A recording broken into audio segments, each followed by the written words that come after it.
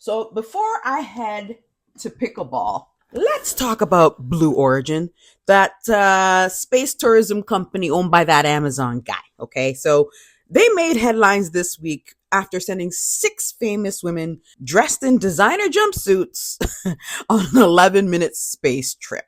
Okay, we're talking about Katy Perry, Gayle King, Amanda Nguyen, Aisha Bowe, Keriann Flynn, and of course the Amazon guy's fiance, Lauren Sánchez. It was giving full on, you go girl, this girl is on fire. Hashtag girl boss energy. Lauren took selfies and pointed at the moon. Katy Perry sang what a wonderful world. And Gayle King looked terrified the whole damn time. And then after it was over, they were calling themselves astronauts. I hope they can see the unity that we modeled and replicate that and understand that we weren't just taking up space, we were making space. We use space technology all the time, whether it's your GPS, whether it's your satellite. That doesn't just happen. Every time a flight goes up, they get some type of information. 2 of the astronauts, I still have a hard time calling myself an astronaut, but 2 of the astronauts on board, one is a rocket scientist, one is an astrophysicist activist, we're actually doing experiments. I wish people would do more due diligence. And then my question is, have y'all been to space? Have you been to space? Go to space or go to Blue Origin and see what they do and how they do, and then come back and say, this is a terrible thing. You look at it and you're like, we're all in this together. Like, that's all I could think about is like, we're so connected, more connected than you realize, because you just see right here, you see like, states and all these things that like divide us, but we're not. But let's be clear, this was a recreational flight. They are not astronauts. They were space tourists, okay? Sánchez herself said she picked them because they were storytellers, people who could promote the mission through journalism, film, and song. So let's be honest. This wasn't about advancing any women in STEM. It was about advancing the brand. This is what happens when you confuse representation with revolution. The real story, the one that should have led every headline, was Amanda Nguyen and Aisha Bowe went to space. See, Amanda wasn't just some regular passenger. She was actually training to become an astronaut. She worked at NASA. But now she's a civil rights activist and the force behind the Sexual Assault Survivors Bill of Rights Act and a Nobel Peace Prize nominee. But after she was graped at Harvard, Amanda had to pause her dream of space for 10 years to fight for justice, not just for herself, but for millions of others. And when she finally did make it to space, she took her hospital bracelet with her.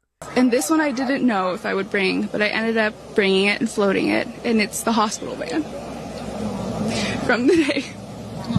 And, I got to honor her today. This is my zero-G indicator, a promise I made to myself that if I were to pause my astronaut dreams and fight for rights, that one day I would return to her. And it says, never, never give up. Well, those dreams are no longer on hold. You are finally an astronaut. Congratulations. Enjoy this moment with your family, and thank you for sharing it. And then there's our good sis Aisha Bowe, a former NASA rocket scientist, aerospace engineer, and the first Bahamian to travel to space. She started at community college, earned degrees in aerospace engineering, and then went on to found 2 STEM companies that opened doors for others. 2 women, brilliant, historic. Yet they became footnotes in a story they helped give meaning to. Oh, and Keriann Flynn. I almost forgot about her. She's a filmmaker with no background in space or science, but you go, girl! Which only underscores the point. This was more publicity than progress. I don't know about you, but I've watched this pattern throughout my whole life. Women who fight, build, and create get pushed to the background while the spectacle takes center stage. But listen, multiple things can be true at once. Amanda and Aisha earned that moment. Women should absolutely be celebrated for breaking barriers. But let's be real. This launch was ultimately a PR stunt wrapped in you go girlism. What hurts my feelings is the calculated hypocrisy, the exorbitant displays of wealth and privilege wrapped in a Gucci women's empowerment campaign, while the world is literally on fire. They went to space under the banner of diversity and inclusion, while DEI programs are being gutted right here on Earth. NASA scrubbed women's names off their website. The current US government canceled a bunch of equity programs because it's too woke. Suddenly, DEI is marketable, but only when it's orbiting the planet, not challenging the systems on it. It cuts deep knowing that after surviving assault, pausing her dreams, and fighting for a decade just to be heard, Amanda finally got to go to space, but she was sent by a billionaire surrounded by celebrities in a campaign that used her story, but never made her the story. But I guess this is how privilege works in 2025. Co-opt the struggle, use it for branding, and then call it empowerment.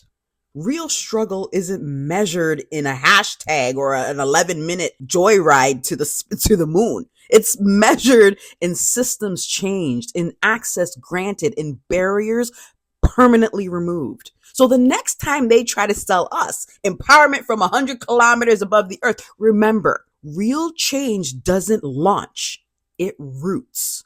It happens on the ground, led by women who are doing the work before the cameras even showed up and are still doing it long after they take off their designer jumpsuits.